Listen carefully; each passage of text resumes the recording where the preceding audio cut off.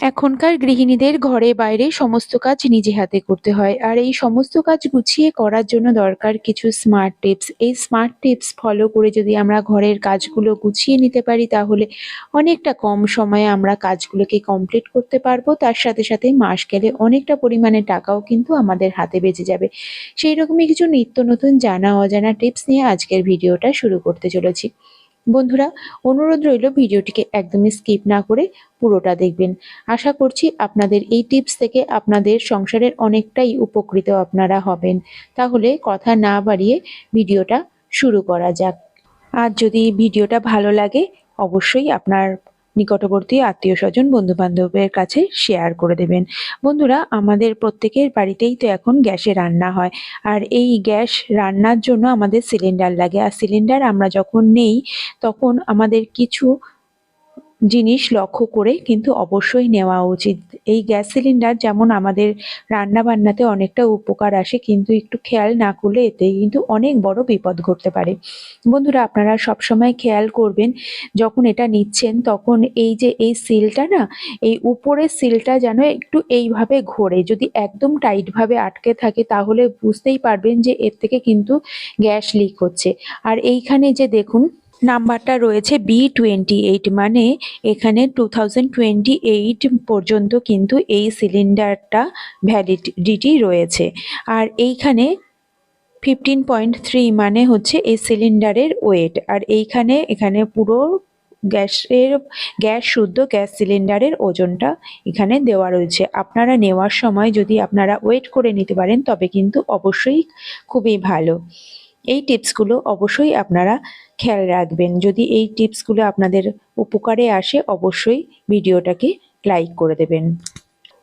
আর যদি আপনারা চান এই সিলটাকে খুলে নিয়ে আপনারা সামান্য একটু জল দিয়ে আপনারা দেখতে পারেন, তাহলে যদি বুদবুদ ওঠে তবে মনে করবেন এই সিলিন্ডারটা একটু লিক রয়েছে। চলে যাচ্ছি পরের টিপসে।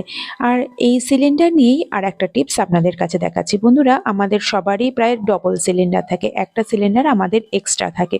আর এই রং ওঠা সিলিন্ডারটা আমরা কোথায় রাখবো সেটা নিয়ে খুবই চিন্তায় থাকি। এই কারণে আমি একটা ছোট টিপস আপনাদের কাছে দেখাচ্ছি। এখানে আমার একটা পুরনো স্কার্ট ছিল, সেই পুরনো স্কার্টটাকে এইভাবে উল্টো করে আমি গ্যাস সিলিন্ডারের মধ্যে ভরে নিলাম। এইবার যেই অংশটা এক্সট্রা রয়েছে সেটা আমি একটা গার্ডার দিয়ে উপরের থেকে এইভাবে আটকে দিচ্ছি, গার্ডার লাগিয়ে দিচ্ছি। দেখুন, গার্ডারটা লাগিয়ে দিলাম। এবার এটাকে খুলে নেব। খুলে এবার সোজা করে এটাকে পরিয়ে দিচ্ছি। এবার দেখুন, সোজা করে এইভাবে এটাকে পরিয়ে দিলাম।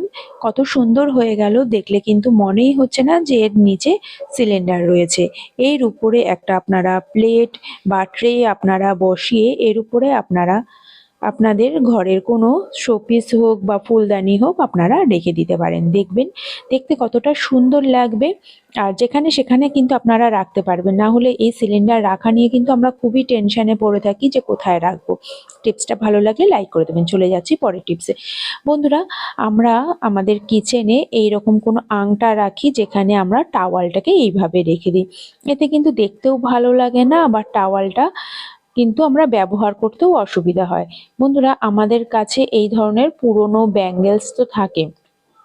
এই ব্যাঙ্গেলসটার মধ্যে যদি আমরা টাওয়ালটাকে ঠিক এইভাবে হ্যাঙ্গিং করে এইভাবে ঝুলিয়ে দেই, তবে দেখবেন আপনারা টাওয়ালটা কিন্তু ব্যবহার করতেও সুবিধা হবে, আর টাওয়ালটা কিন্তু দেখতেও ভালো লাগবে। আর যদি মনে হয় আপনারা উপর দিক থেকে একটা সেফটি পিন আপনারা লাগিয়ে দিতে পারেন, তাহলে কিন্তু কোনো রকমভাবেই টাওয়ালটা পড়ে যাবে না। যদি টিপসটা ভালো লাগে লাইক করে দেবেন। চলে যাচ্ছি পরের টিপসে। বন্ধুরা, এখন শীতকাল, আর শীতকালেও কিন্তু অনেক সময় দেখা যায় যে চিনি বা নুনে খুব ময়েশ্চার চলে আসে। আর এই ভেজা ভেজা চিনি আমরা যদি ব্যবহার করি না, চিনির পরিমাণটা কিন্তু আমরা বুঝতে পারি না, কখনো বেশি হয়ে যায়, কখনো কম হয়ে যায়, দলা পাকিয়ে যায়, খুবই অসুবিধা হয়। সেক্ষেত্রে আমরা কি করব, আমরা এই যে কাঠের এরকম চামচ থাকে না, সেই কাঠের চামচ বা কাঠের টুথপিক আপনারা যদি এইভাবে চিনি বা নুনের মধ্যে রেখে দেন, তবে এই কাঠটা চিনি বা নুনের যে ময়েশ্চারটা সেটাকে অ্যাবজর্ব করে নেবে। একদম ঝরঝরে থাকবে। টিপসটা ভালো লাগলে লাইক করে দেবেন। চলে যাচ্ছি পরের টিপসে। বন্ধুরা, এই ধরনের ডাল যে দেখুন, এই তড়কা ডাল হোক বা মটর ডাল হোক, রাজমা হোক, এই ধরনের জিনিসগুলো আমরা কিন্তু রেগুলার ব্যবহার করি না। আর যদি অনেকটা পরিমাণে আনা হয়, সেটা রেখে দেওয়া থাকলে দেখা যায় যে সেখানে পোকা লেগে যায়, এরকম অনেক কিছু হয় আর সেগুলো ফেলে দিতে হয়। আর এত দামি সব জিনিসপত্র ফেলে দিতে তো গায়ে লাগে। বন্ধুরা, আমরা যখন এরকম বেশি জিনিস আসবে না, আমরা সামান্য একটু হাতে আমি তেল নিয়ে নিলাম আর তেল দিয়ে খুব ভালো করে ডালটাকে মাখিয়ে নিচ্ছি। এতে ডালের উপর একটা তেলের কোটিং পড়ে গেল। আর তাছাড়া যে সর্ষের তেলের একটা ঝাঁঝালো গন্ধে এর মধ্যে কিন্তু কোনো রকমভাবে কোনো পোকামাকড় আসবে না। এবার খুব ভালো করে লাগিয়ে একটু রোদে বেশ কিছুক্ষণ কিন্তু এইভাবে রেখে দেবো। বেশ কিছুক্ষণ যদি আমরা কড়া রোদে রেখে দিতে পারি, তারপরে কন্টেনারের মধ্যে ভরে আমরা যদি 6 মাসও রেখে দিই, এর মধ্যে কিন্তু কোনো রকমভাবে পোকামাকড় আর হবে না। যদি টিপসটা ভালো লাগে অবশ্যই লাইক করে দেবেন। আপনারা এইভাবে যে কোনো ডাল, আপনারা যেমন মটর ডাল, ছোলার ডাল, এই ধরনের ডালগুলো কিন্তু রেখে দিতে পারেন। চলে আসলাম পরের টিপসে। বন্ধুরা, এখন শীতকাল, আর শীতকালে বাইরে এতটাই হাওয়া দিতে থাকে যে আমাদের জানলাগুলো তো সবসময় বন্ধ করে রাখি, কিন্তু পর্দাগুলো যদি না সরিয়ে দেই তবে দেখা যায় যে আমাদের ঘরটা একদম অন্ধকার অন্ধকার থাকে। তো আমাদের পর্দা একটা আটকানোর জন্য অনেক সময় বেল্ট থাকে, কিন্তু অনেক পর্দাতেই আবার সেই বেল্ট কিন্তু থাকে না। আর বেল্ট না থাকলে আমরা ঠিক পর্দাগুলো কিন্তু ঠিকভাবে আটকাতে পারি না। দেখুন বন্ধুরা, এই ধরনের পুরনো ব্যাঙ্গেলস তো আমাদের ঘরে থাকে। এই পুরনো একটা ব্যাঙ্গেলস আমি নিয়েছি, আর এখানে আমি একটা লেস নিয়েছি। আপনারা সেইখানে যে কোনো কিন্তু দড়ি আপনারা নিতে পারেন। দড়িটা নিয়ে আপনারা ঠিক এইভাবে নট যদি বেঁধে দেন না, তাহলে দড়িটা তো দেখা যাবে না সামনে থেকে, শুধুমাত্র এই ব্যাঙ্গেলসটাই দেখা যাবে। আর দেখতেও কত সুন্দর লাগবে দেখবেন। আর আপনাদের পর্দাটাও কিন্তু খুব সুন্দরভাবে ম্যানেজ করা যাবে, আর ঘরেও কিন্তু ভালো মতন রোদ আসতে পারবে।